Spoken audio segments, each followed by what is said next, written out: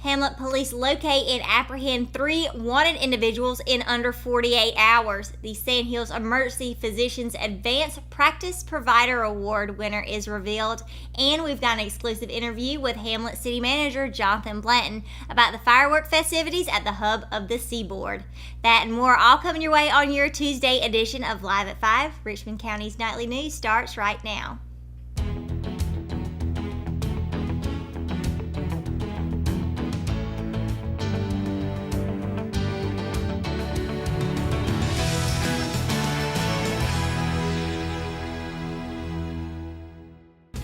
Welcome to Live at 5, brought to you by Richmond Community College. I'm Sierra McQueen. You can now register for fall classes at Richmond Community College. Visit richmondcc.edu or call 910-410-1700 to learn more. Let's get right to it now for tonight's top stories. Between the hours of 6 p.m. on Saturday, June 23rd and 1 p.m. on Monday, June 25th, the Hamlet Police Department located, confronted, and arrested 3 persons wanted for various charges. On Saturday, June 23rd at approximately 6 p.m., Darren Lamont Little of Hamlet was observed leaving a convenience store by an officer who recognized him to be wanted for larceny. Little was consequently arrested and processed through the magistrate's office, where he signed a written promise to appear in Richmond County District Court on Thursday, July 26th. On Sunday, June 24th at approximately 4 p.m., John Michael Gribbins of Rockingham was observed in Steve's Pizza in East Hamlet by an officer who recognized him to be wanted for a charge of failure to appear in court. Gribbins was consequently arrested and processed into the Richmond County Detention Center under a secured bond of $20,000 pending his appearance in Richmond County District Court on July the 9th. On Monday, June 25th at approximately 1 p.m., Heather Nicole Lockie, 27 of 321 Old Gibson Road in Hamlet, was observed driving into Hamlet on Highway 74 East by an officer who had reason to believe that she was wanted on charges of assault on a government officer and disorderly conduct in a public building. The officer subsequently arrested Lockie and transported her to the magistrate's office, where she was then processed into the Richmond County Detention Center under a secured bond of $5,000 pending her appearance in Richmond County District Court on Thursday, July 19th. Lockie was also issued a citation for driving while her license was suspended. Amian Barnes has been awarded the Advanced Practice Provider Award by Sand Hills Emergency Physicians. Barnes has worked at First Health of the Carolinas for 20 years, having started his career in Moore Regional's emergency department as a certified nursing assistant. Barnes is the first recipient of this award for both Sand Hills Emergency Physicians and First Health of the Carolinas. The North Carolina Forest Service Nursery Program has begun to accept orders for seedlings. The NCFS produces about 16 million quality seedlings for nearly 50 species of conifers and hardwoods annually, including an expanded selection of controlled mass-pollinated loblolly pine seedlings. These seedlings offer superior growth, form, and disease resistance due to solid nursery research and production experience. The NCFS Nursery Program has a large reader-friendly catalog from which to order tree seedlings. Landowners can find information about the types of tree species, quantities, and cost on the inside pages of the catalog. Each tree description includes information about ideal planting locations and whether a species is typically used to benefit wildlife, restore habitats, or as a marketable timber. Hardwoods are sold in quantities as low as 10 and conifers in quantities as low as 50. For those wishing to purchase larger orders, the nursery will continue to sell seedlings by the hundreds and thousands. Demands for these seedlings is up, so anyone interested in buying trees are encouraged to order early.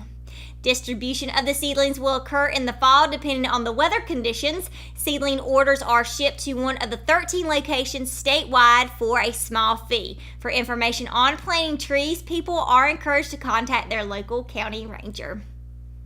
We're just a day out from letting the fireworks fly, with both Ellerbe and Hamlet hosting their usual July 4th celebration events, and we'll go in depth with one of them with the Hamlet City Manager Jonathan Blanton. He and Matt Harrelson are up next, so stay tuned to Live at 5. Willow Tree Antiques and Gifts is all about rustic home decor and gifts. You will always find a variety of unique antiques, vintage, and new items in our shop. Come and see our selection of housewarming, new baby, and wedding gifts. For the man in your life, we have many collectibles, Boker knives, and leather. And ladies love the jewelry, purses, candles, hats, and t-shirts. We also offer a 30-day layaway program. Come and experience shopping at Willow Tree Antiques and Gifts.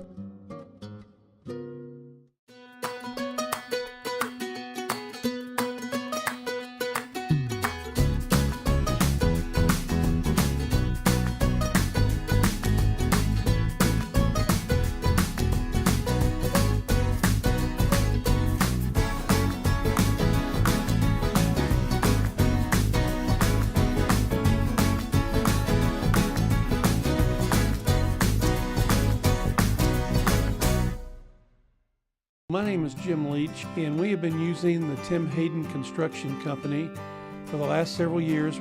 My name is Dave Owens and my wife Beth. We had some damage here at our place in Knollwood Village. January 2nd, our house flooded upstairs coming through to the first floor. Tim has responded very quickly with his team of people. Our repairs went extremely well. Tim made a very difficult situation much easier for us. Exit Realty Platinum in Rockingham has listed one of the most beautiful homes in Richmond County. Located in Rockingham on Ledbetter Lake, the home features 4 bedrooms with bamboo floors and a kitchen featuring stainless steel appliances and granite countertops, and a master bedroom that overlooks Ledbetter Lake, along with a spacious tile shower and the attached master bathroom. The open living space leads to the back deck with a perfect view of Ledbetter Lake, and the property features its own boat dock. Want to see this beautiful home? Call Nicole Hayden with Exit Realty Platinum, your source for homes in Richmond and Moore counties. Welcome back to Live at 5, and we're being joined by Hamlet City Manager Jonathan Blanton. Jonathan, we appreciate you joining us this evening. Now, we were just discussing before we came into the segment about how the 4th of July celebration has been going on in Hamlet since the dawn of fireworks is what we agreed on. Of course, that's going to be taking place tomorrow, so tell everybody that's watching and listening about the details for the celebration. Absolutely. The City of Hamlet is very excited to announce that we're going to have a great fireworks celebration tomorrow night. We're going to get started about 6 o'clock down at our depot. We're going to have Super Soaker. We're going to have some local bands, some food trucks. We're looking forward to a great time between 6 and 8, with the grand finale being our fireworks show about 8:30, 9 o'clock when it begins to get dark outside. We're going to have the biggest fireworks show that the city has ever had, with double the fireworks and double the fun. And all of us at the City of Hamlet are extremely excited about tomorrow and looking forward to a great night for people to be able to come out, enjoy the fireworks, and have a good time with their families. It sounds like a lot going on. Do you happen to know what specific food trucks or bands are going to be playing there? Sure, we're going to have an array of different food trucks available down there, some local food trucks and some local bands performing. We're going to have one band at the back of our visitor center porch, and then we're going to have a few other local musicians on Main Street performing. So it's going to be a good time, a great time for people to come out with their families and enjoy Independence Day in Hamlet tomorrow night. Awesome. Now, you also mentioned that you guys are going to close some streets down. Sure. Of course, one of the big questions when events like this is parking. So, Right. Where should people try to park for tomorrow? Parking's going to be on a first-come, first-served basis wherever you can really find a seat or find a spot. We're really looking forward to a large turnout, expecting a large turnout, but Highway 74, 38, and 177 are going to be very congested. We're going to have all of our police officers on duty directing traffic. If there's any questions about where you should go or where the excitement's going to be, by all means, stop a policeman, stop a firefighter, any type of city staff. We're going to be at full staff tomorrow night, so there won't be any problem if you've got a question finding someone that'll be able to answer it tomorrow night. But again, the police are going to be directing traffic, and there is going to be some road closures. So come early, get a good spot, come early, have some food, enjoy the band, and get ready for the biggest fireworks show that the city's ever seen. All right, sounds like all roads will be leading to Hamlet tomorrow. Right. So once again, we appreciate you joining us, Jonathan Blanton, Hamlet City Manager. So everyone definitely head out to Hamlet tomorrow and enjoy the festivities. Appreciate you joining us. And when we return from break, we're going to send it back over to Sierra McQueen. She's got a story about the Richmond Rattlers baseball team. Plus, I'll let you know if you're going to need an umbrella for tomorrow with your weather report. So stay tuned to Live at 5.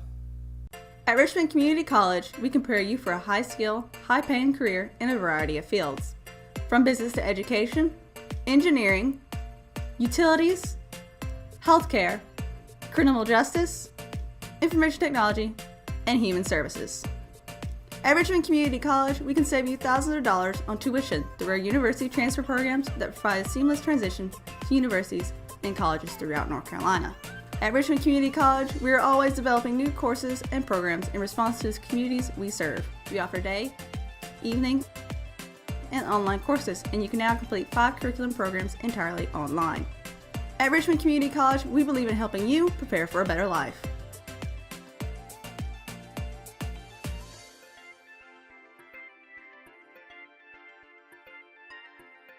Richmond Community College. Local college, big impact.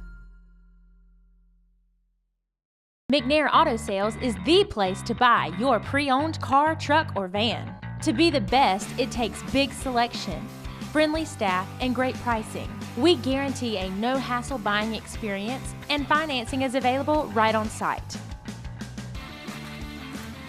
So come see us today. We're located at 1026 East Broad Avenue in Rockingham. And remember, with over 40 years of experience, you know McNair is the name you can trust. Hello, I'm Tammy Benson, and this is Nancy Bowling. And we're here to tell you about the wonderful service at hospice and what they have to bring, from the nursing services to the medical director to in-home aides to a chaplain to bereavement to everything you can imagine. They were there to take care of it. I cannot think of how the experience with hospice could have been any better professionally, spiritually.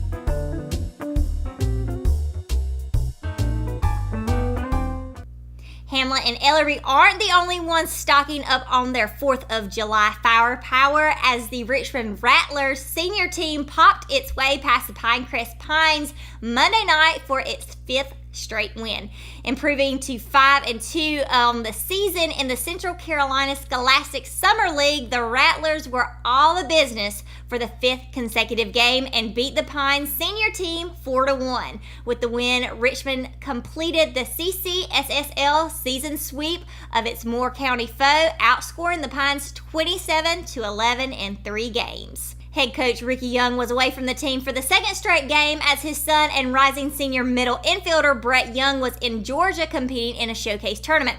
But the Rattlers didn't miss a step, as it was rising senior Cameron Caraway who assistant coach David Lee sent to the hill for the 2nd game in a row. Locked and loaded from the mound, Caraway earned his 2nd win of the summer by pitching a complete game, allowing just 1 run of 5 Pinecrest hits. He was also struck out 7 Pines batters and saved for a bloop single, and was 1 batter away from pitching a shutout. His other win came last week against Scotland High School in a 5-1 win over the Sliders.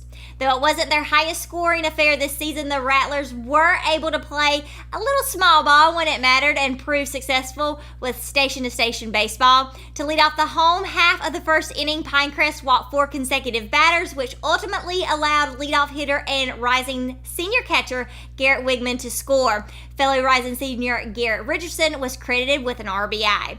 The Rattlers will take a week-long break for the holiday before traveling to Union Pines High School on Tuesday, July 10th. The junior team will kick things off at 4 p.m., followed by the senior team at 6:15 p.m. And that's going to do it for sports. Now let's send it over to Matt Harrelson to close out the show with your Live at 5 weather report. Matt, can we get those fireworks booming tomorrow?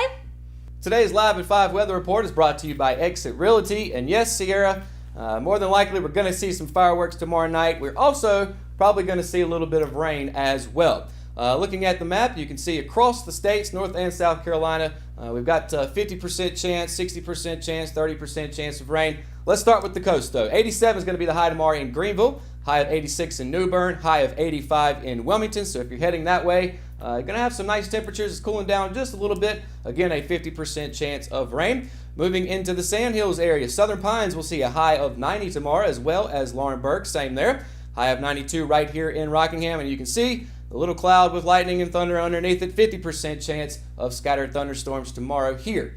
Now, if you're heading towards the mountains, you're heading into Charlotte, you're going to see a high of 90 degrees tomorrow there, high of 88 in Greensboro, and a high of 89 in Hickory. And then if you're heading down South Carolina towards Darlington, I know there's a race coming up soon. Not quite yet, but going to be a high of 90. Expect some rain there as well. Looking at the 5-day weather forecast, as you can see, tomorrow, 50% chance of rain. I've done a little research on this, looked into it. You can probably expect some rain around the 6, 7 o'clock hours. So hopefully all of that will move out before we get to the point of seeing fireworks. Or it could be a scenario where we see the entire system get pushed back to Thursday anyway.